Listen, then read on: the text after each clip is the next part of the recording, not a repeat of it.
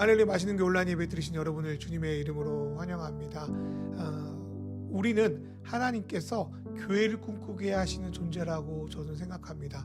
또 이렇게 또 교회를 하는 이유도 하나님께서 교회 공동체를 통하여 하나님 나라를 보여주시겠다는 믿음 때문입니다. 이번 시간은 몇 주에 걸쳐서 교회를 꿈꾸다라는 책을 또 바탕으로 또 교회를 꿈꾸는 시간을 가졌으면 좋겠습니다. 오늘 저와 여러분에게 하나님께서 주시는 놀라운 은혜와 사랑 있게 간절히 소망하며 이 시간 주님을 찬양하며 예배로 나아가도록 하겠습니다.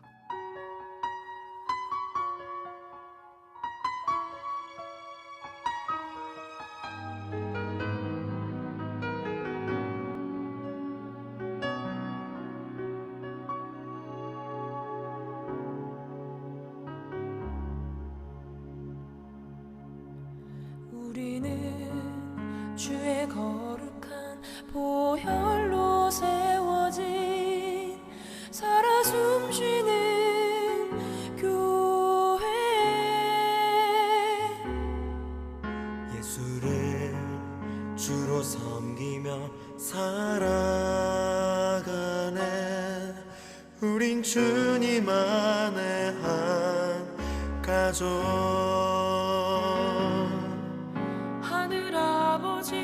우리 안에 계시네.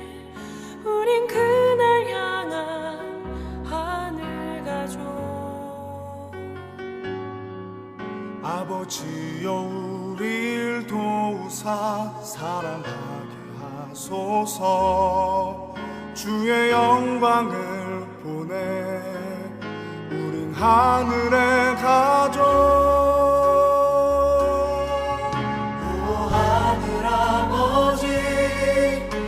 백성의 아버지, 당신의 귀한 아들 보내신 높은 사랑. 오 하늘 아버지, 이 백성의 아버지, 하늘 가족 교회 통하여 이 땅의 백성 고치소서.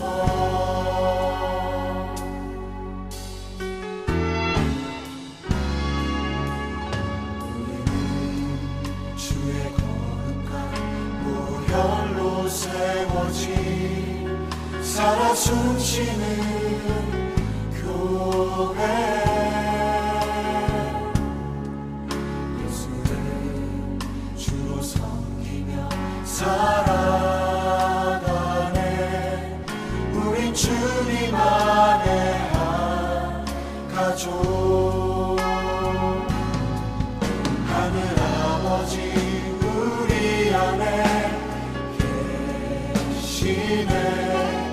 우린 그날 향한 하늘 가족. 아버지여 우릴 도우사 사랑하게 하소서. 주의 영광을 보내 우리 하늘의 가족.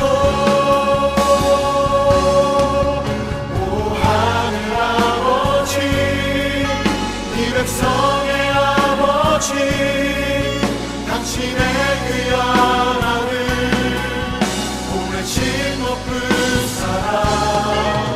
오 하늘 아버지, 이 백성의 아버지, 하늘 가족 교회 통하여 이 땅의 백성 고치소서.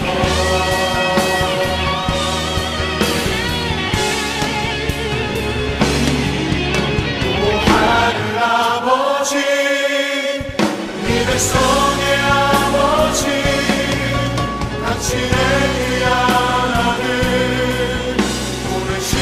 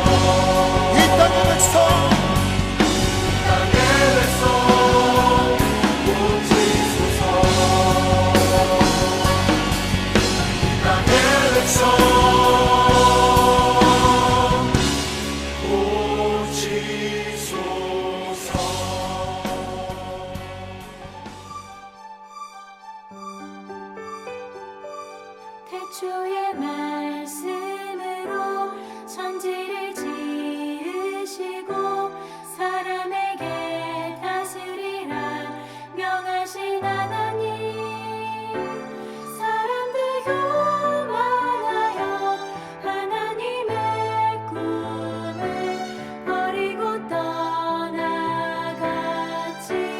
떠나갔지만 당신의 역사 속에 한 민족 택하시고 세상 위한 복의 근원 삼으신 하나님 그들도 반역하여 하나님의 꿈을 짓밟고 거부했지만 하나님 나라 역사의 강물을 따라 오늘도 흐른다 하늘로 흐른다 어두운 세상 속에 생명의 참 빛으로 사랑의 주 예수님을 보내신 하나님 세상은 십자가에 하나님의 꿈을 못 받고 거절했지만 부활의 주 메시아 교회를 세우시고 땅끝까지 그 복음을 전하게 하셨네 하늘 아버지의 꿈 하나님의 나라 교회여 일어나 함께 가자 하나님 나라 역사의 강물을 따라 오늘도 흐른다 하늘로 흐른다 기뻐하라 하나님 나라 이미 오신 약속의 나라 찬양하라 하나님 나라 곧 오실 완전한 나라 선포하라 하나님 나라 이미 오신 영화의 나라 찬양하라 하나님 나라 곧 오실 영원한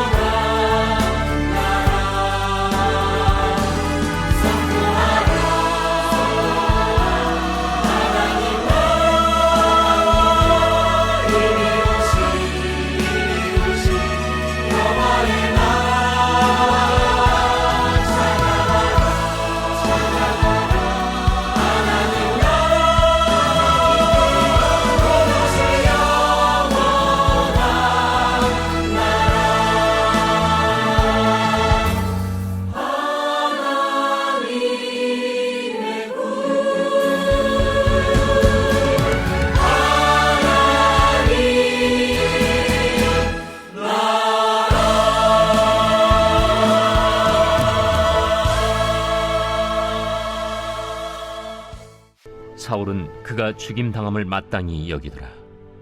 그날에 예루살렘에 있는 교회에 큰 박해가 있어 사도 외에는 다 유대와 사마리아 모든 땅으로 흩어지니라. 경건한 사람들이 스데반을 장사하고 위하여 크게 울더라. 사울이 교회를 참멸할세 각 집에 들어가 남녀를 끌어다가 옥에 넘기니라. 그 흩어진 사람들이 두루 다니며 복음의 말씀을 전할세 빌립이 사마리아 성에 내려가 그리스도를 백성에게 전파하니 저는 어릴 때부터 교회를 빼면 인생의 반절이 날아간다 할 수 있을 정도로 깊은 연관이 있습니다. 교회는 하나님을 예배하는 곳이기도 했지만 저희 놀이터였고 밥 먹는 곳이었고 인격을 형성하는 장소이기도 했습니다. 그래서 교회는 사랑하지 않을 수 없는 곳이었습니다. 그런데 나이가 좀 들고 철이 든 만큼 교회에 대한 상처나 아픔도 있었습니다. 예수님을 사랑한다고 하시는 분들이 모였다는 곳에 시기와 질투, 암투와 모함, 거짓과 분쟁이 있다는 것을 발견했기 때문입니다. 부족한 사람들이 모였으니까 어쩌면 이런 일들이 안 일어날 수가 없겠죠. 그러나 교회의 리더들이 이에 대해 취하는 조치와 결정들을 보면 매우 실망스러울 때가 많았습니다. 서로 사랑한다는 말은 수없이 하면서 실제 그러지 못하는 것들을 보고 야, 나도 교회 다니지만 참 유선적이다라는 생각도 많이 들었습니다. 그러다 보니까 교회는 사람 보고 다니는 거 아니라고 하나님만 보고 다닌다는 이 거짓된 말을 무슨 성경 구절 외듯이 사실처럼 받아들이고 교회를 다닌 적도 있습니다. 그러다 다시 은혜도 받고 교회 봉사도 하면서 하나님에 대한 또 교회에 대한 관심을 다시 가지게 되었을 때 다시 이 교회는 어떤 곳인가, 어떻게 돼야 되는가에 대한 고민도 함께 깊어졌습니다. 그런 면에서 그 당시 저에게 교회는 어쩌면 애증관계와 같은 그런 곳이었던 것 같습니다. 그러던 찰나에 제 안에서 이런 어떤 메시지가 들리는 거예요. 야, 네가 그렇게 교회가 마음에 안 들면 네가 제대로 된 교회 세워봐라. 그 당시에 한 번도 생각하지 못했던 문장이었거든요. 그래서 이거 뭐지? 이거 하나님 주셨던가? 이런 여런저런 고민을 하다가 어느 순간 이게 하나님이 주신 음성이구나라고 받아들이게 되었습니다. 이때의 경험이 제가 목사로 헌신하고 목사로 살겠다고 결정하는 데 중요한 요소 중에 하나가 되지 않았나라는 생각을 하게 됩니다. 그 이후에 제가 이제 계속적으로 전도사, 목사, 청소년, 대학 사역들을 하면서 공동체에 대한 꿈을 간절히 꾸게 되었습니다. 무엇이 정말 하나님이 원하시는 교회인가?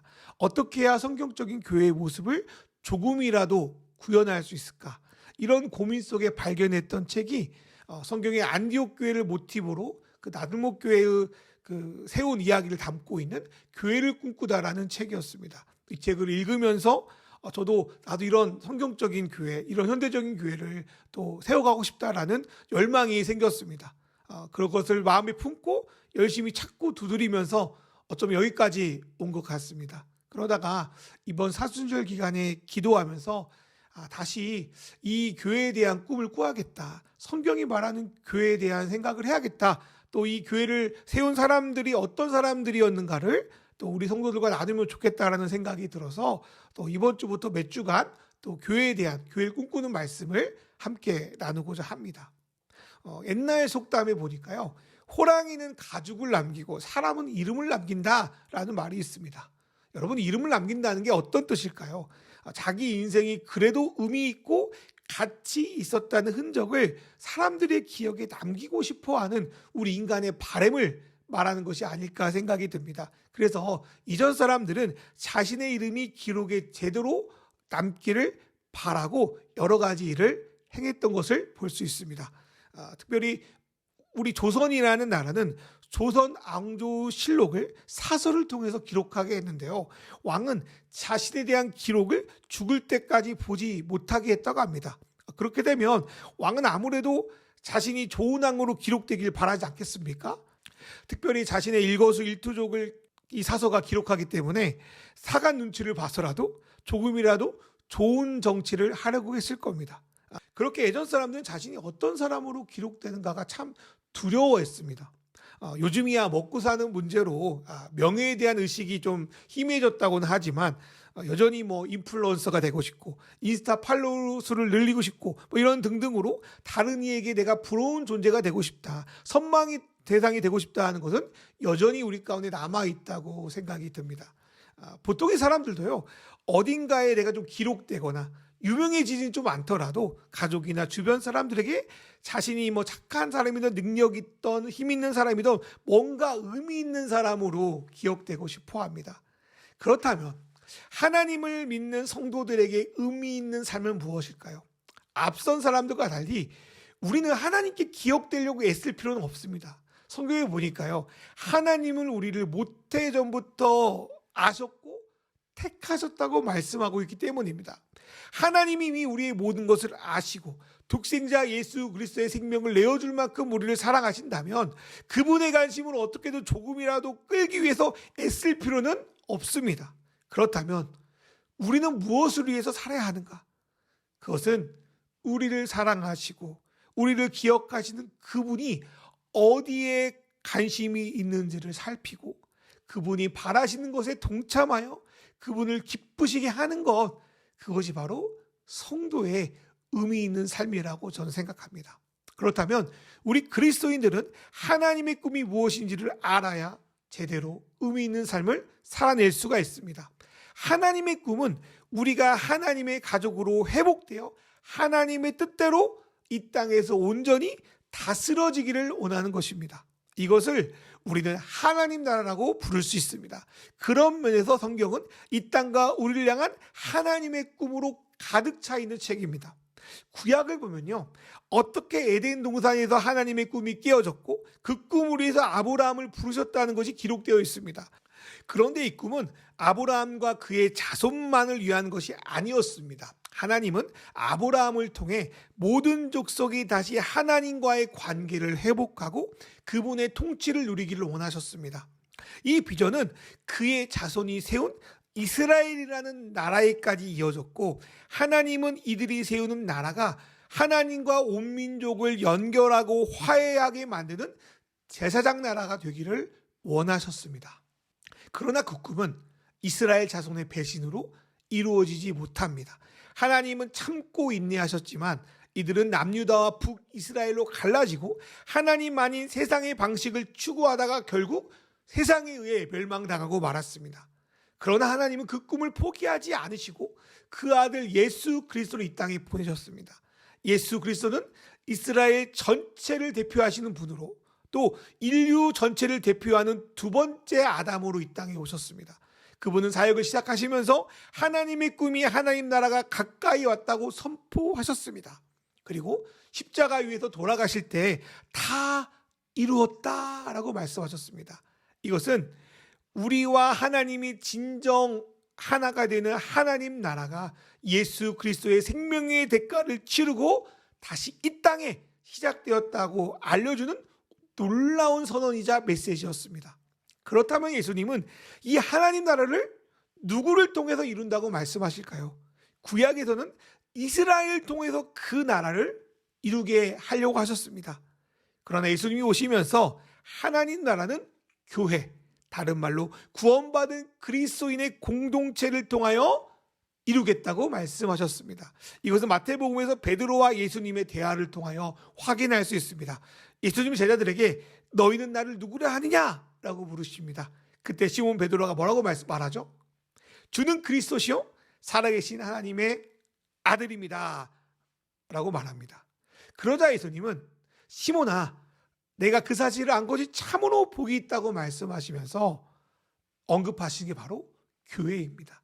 예수님은 예수가 너의 주인이자 구원자이며 살아계신 하나님의 아들이라는 믿음을 가진 그 반석 위에 죽음도 이기지 못할 교회를 세우겠다고 말씀하셨습니다. 그리고 그 교회는 천국, 다른 말로 하나님 나라의 열쇠를 가졌다고 하시는데, 그것은 교회가 이 땅에서 어떻게 살아내냐에 따라서 하나님 나라가 온전히 드러날지 아니면 하나님 나라가 닫힐지를 결정한다는 의미입니다. 그리고 예수님이 승천하신 후에 성령께서 이 땅에 오심으로 교회가 시작됩니다. 교회는 그리스도를 머리로 하고 베드로를 비롯한 그의 제자들, 그리고 이들을 통하여 복음을 들은 사람들을 몸으로 하여 이 땅에 하나님 나라를 드러내는 공동체입니다. 그리고 우리는 그리스도를 이 땅에 드러내는 교회로서, 교회의 구성원으로서 만물 안에서 만물을 충만케 하시는 예수 그리스도를 이 땅에서 충만하게 누릴 뿐 아니라 그분을 드러내는, 그 나라를 드러내는 사명을 받은 사람들입니다. 하나님은 이 교회를 세우시기 위해서 아주 오래전부터 계획하셨고 그 아들 예수를 통하여 그 교회가 시작되었고, 그 아들 예수를 믿는 우리를 통하여 교회를 지금까지 만들어내고 계십니다.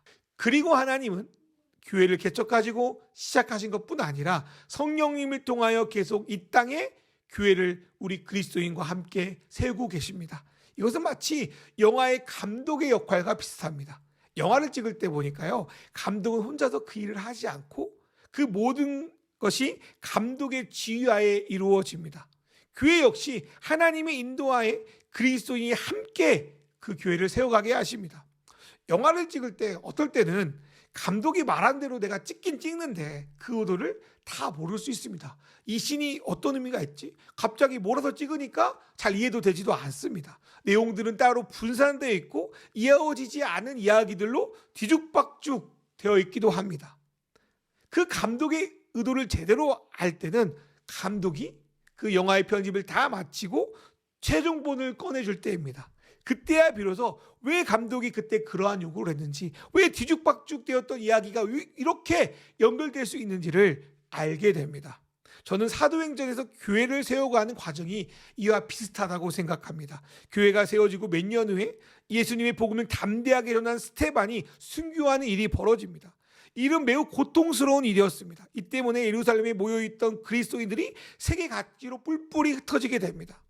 그런데 이 흩어짐은 역설적이게도 사도행전 1장 8절의 말씀, 예루살렘뿐 아니라 온 유대와 사마리아와 땅끝까지 이르러 복음을 전하고 교회가 세워지는 계기로 이어집니다. 저는 일부러 하나님께서 이러한 이기를 우리에게 만들어서 복음을 확산시켰다고는 보지 않습니다.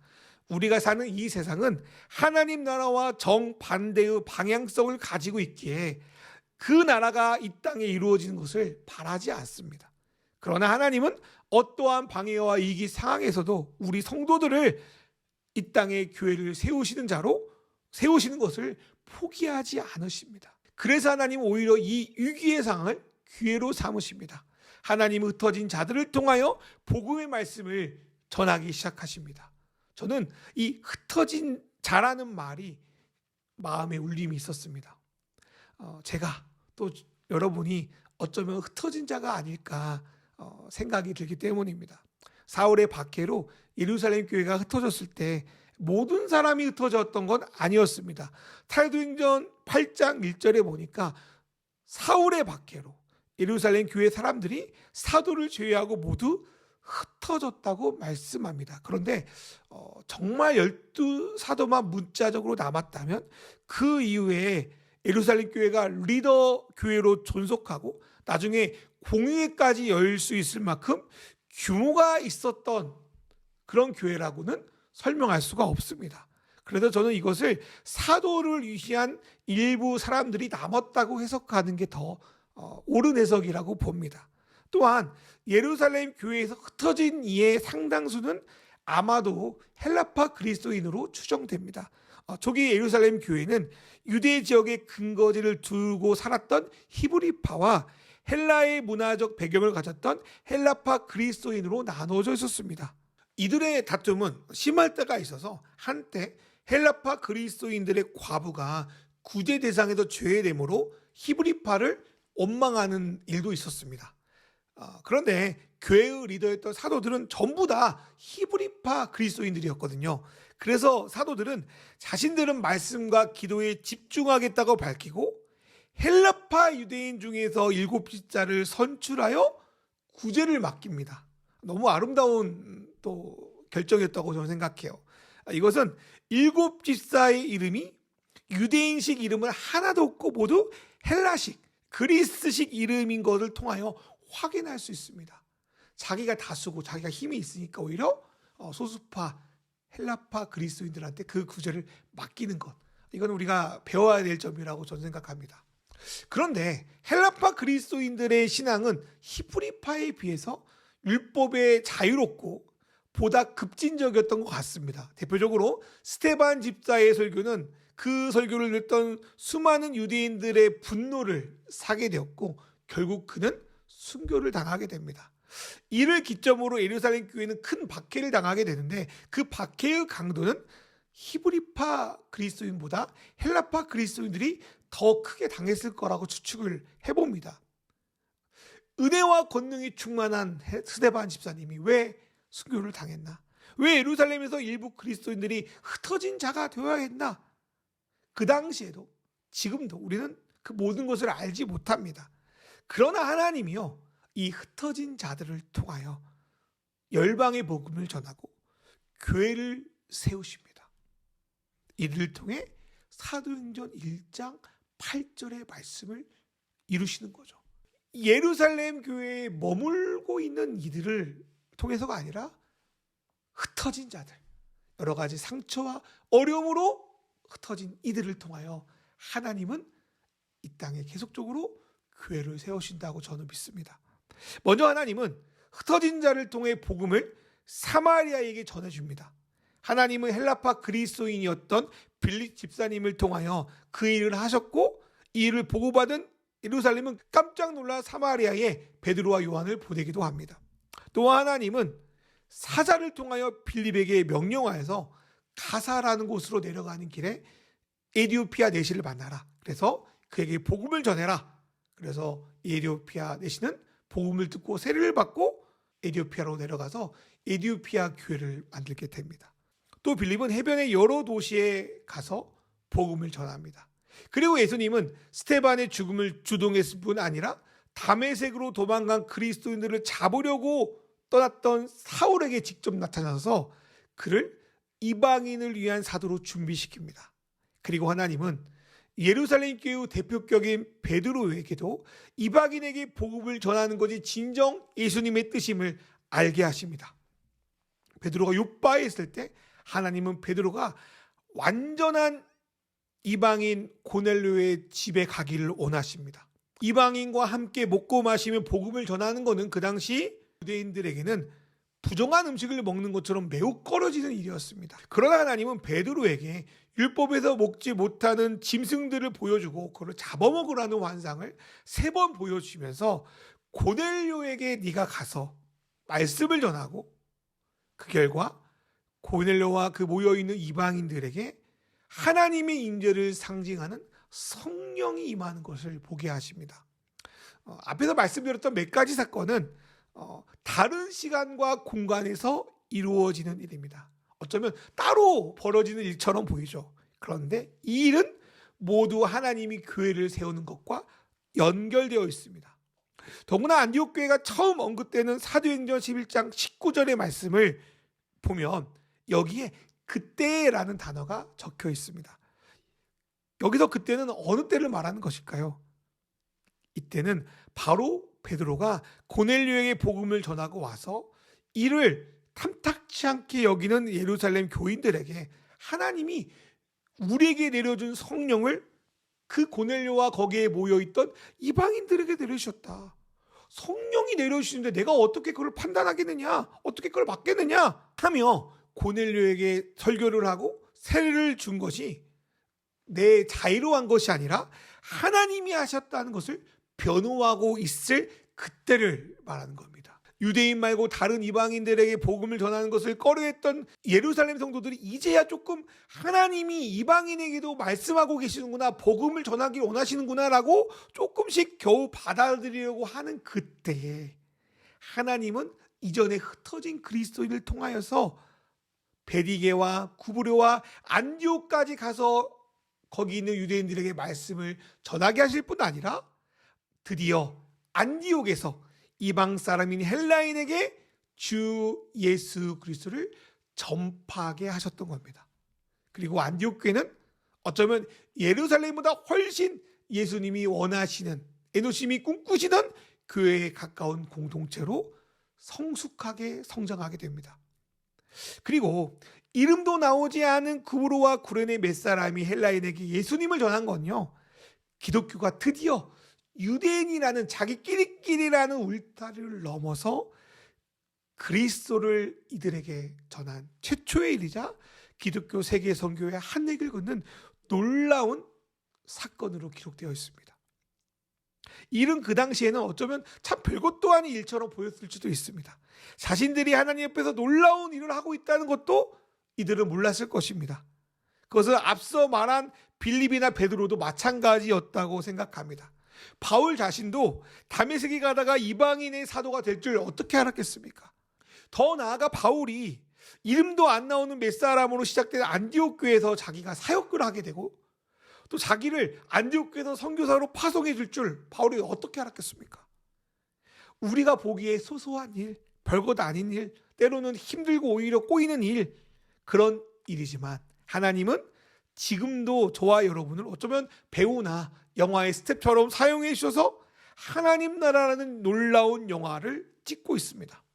사랑하는 여러분, 한국의 어떤 배우가 봉준호 감독의 제안을 거절할 수 있겠습니까? 나영석 PD의 예능을 어떤 연예인이 가감하게 거절할 수 있겠습니까?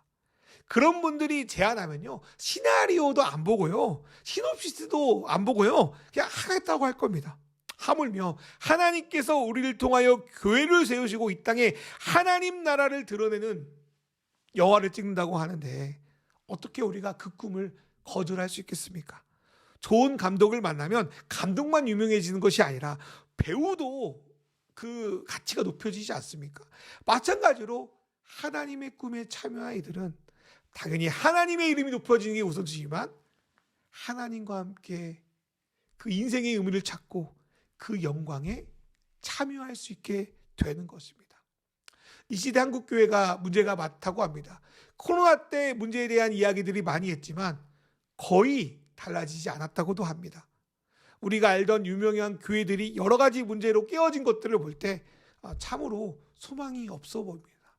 특별히 지금 20대 이후의 세대들을 보면 한국교회 미래가 참 어둡게 보입니다. 이것을 보고 어떤 이들은 아예 교회를 떠나기도 하겠지만 어떤 사람들은 흩어진 자가 되어 그곳에서 성경적 교회를 꿈꾸고 그분의 비전을 함께 세우는 일을 하게 될 것입니다.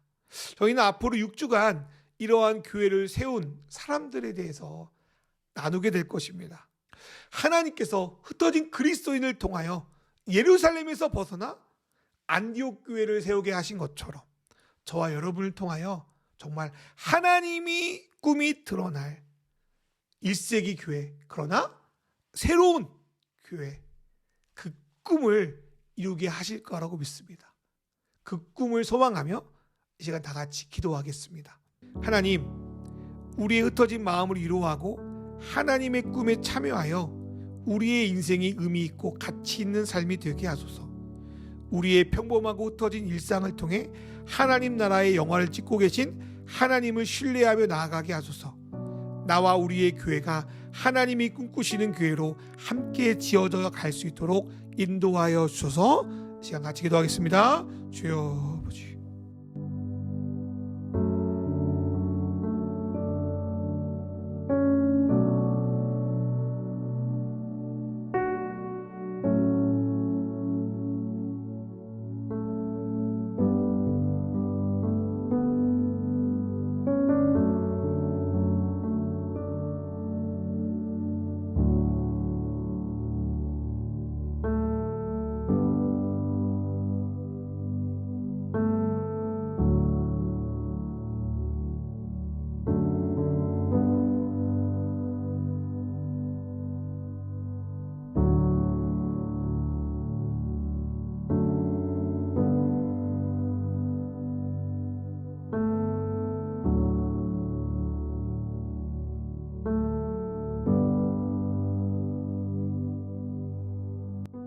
하나님 아버지, 우리에게 예수 그리스도를 알게 하시고 하나님 나라 백성으로 불러주셔서 감사합니다.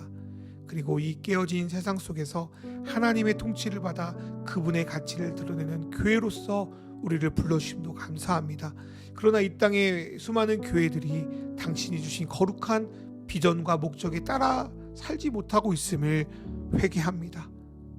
하지만 아직 우리에게 소망이 있는 것은 하나님께서 지금도 당신의 교회를 계획하시고 세우고 있다는 사실입니다. 우리가 당신의 꿈에 참여하여 이 땅에서 당신의 복음으로 깊어지고 서로 사랑하고 서로 성장하고 나누고 드러내는 그런 교회로 지어져 가길 원합니다.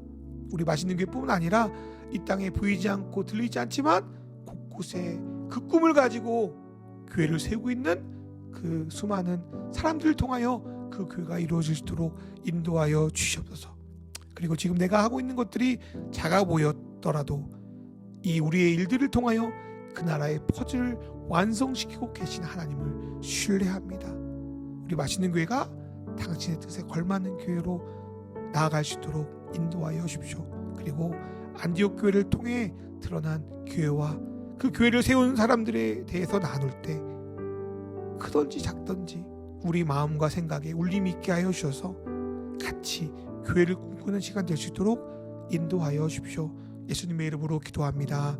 아멘. 이제는 우리 주 예수 그리스도의 은혜와 하나님 아버지의 사랑과 성령님의 인도하심이 우리보다 더욱더 교회를 꿈꾸고 교회를 세우시는 하나님을 의지하여 같이 교회를 꿈꾸는 데 동참할 줄 믿는 우리 맛있는 교회 성도들과 이 영상을 통해 예배드리는 모든 믿음의 자녀들 머리 위에 이제로부터 영원히 함께 하시기를 간절히 축원하옵나이다. 아멘.